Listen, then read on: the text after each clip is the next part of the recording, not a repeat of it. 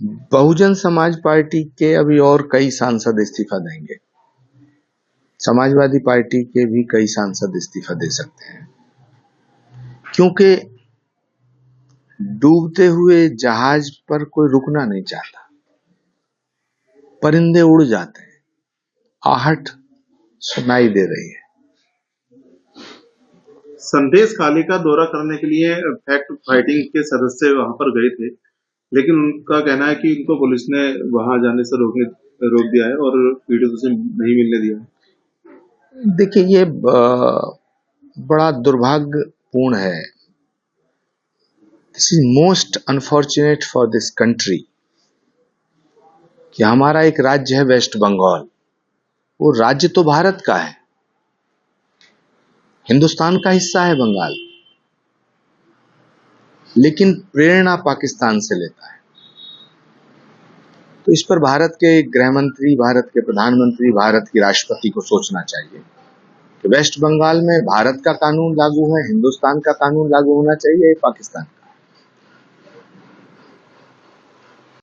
प्रियंका गांधी जी का एक सवाल सामने आया है। उन्होंने कहा है कि बीजेपी 10 साल से सत्ता में है और G20 समिट का भी उन्होंने बड़ा आयोजन किया है, लेकिन मैं उनसे पूछना चाहती हूँ कि यहाँ पर युवाओं का कोई सम्मान से जुड़ा हुआ या हमारे पुलिसकर्मी, छात्र या यहाँ पर नौकरियां भी नहीं है। देश जो है जनता, देश की जनता महंगाई का बोझ झेल रही है। तो देखिए, प्रियंका गांधी जी पर मैं कोई टिप्पणी नहीं करना चाहता। विपक्ष में वो सर्वाधिक लोकप्रिय नेता है,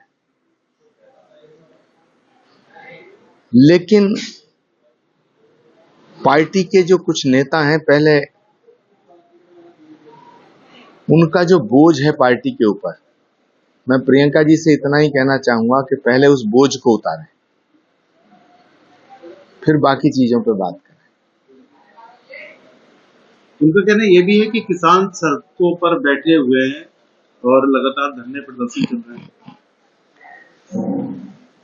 धरना प्रदर्शन होना अलग बात है। किसानों की जो मांगे हैं उन पर विचार किया भी गया है और किया जाना चाहिए, क्योंकि अगर देश का किसान दुखी है तो फिर देश सुखी नहीं हो सकता। लेकिन मुझे लगता है कि भारत के प्रधानमंत्री नरेंद्र मोदी के होते हुए इस देश का ना जवान दुखी होगा ना किसान दुखी होगा। विपक्ष को इनकी चिंता करने की जरूरत नहीं है। विपक्ष के पास मुद्दे नहीं है, तो कभी किसानों को हथियार बनाना चाहते हैं, कभी नौजवानों को, कभी दलितों को, कभी पिछड़ों को, कभी हमारे मुसलमान भाइयों को। विपक्ष भटक गया है। विपक्ष के पास समझदार नेता नहीं है। विपक्ष के पास सब हैंकी मैंकी नेता हैं। विपक्ष के पास ऐसे नेता हैं जिनके बाप दादाओं ने बड़ी मेहनत से पार्टियां खड़ी की, और ये विपक्ष के जो वर्तमान में नेता हैं, ये अपने बाप दादाओं की विरासत को मिटा रहे हैं। ये सब चिड़ी छिक्का खेलने वाले नेता हैं। इन्हें पता ही नहीं है गुड़ का पेड़ कैसा होता है। इनमें से किसी ने खेत नहीं देखा और ये किसान की बात करते हैं। इन्होंने किसी ने गोबर नहीं उठाया, ये गांव की बात करते हैं। इन्होंने किसी ने हल नहीं चलाया, एयर कंडीशन में बैठ के अंग्रेजी में हैंकी पैंकी बातें करके ये किसानों की बात करते हैं। भारत का किसान राष्ट्रभक्त है, उसकी मांगों को माना जाना चाहिए, सुना जाना चाहिए, और भारत के किसानों को न्याय मिलना चाहिए। और मुझे पूरा भरोसा है प्रधानमंत्री नरेंद्र मोदी के रहते हुए भारत के किसानों के साथ अन्याय नहीं होगा।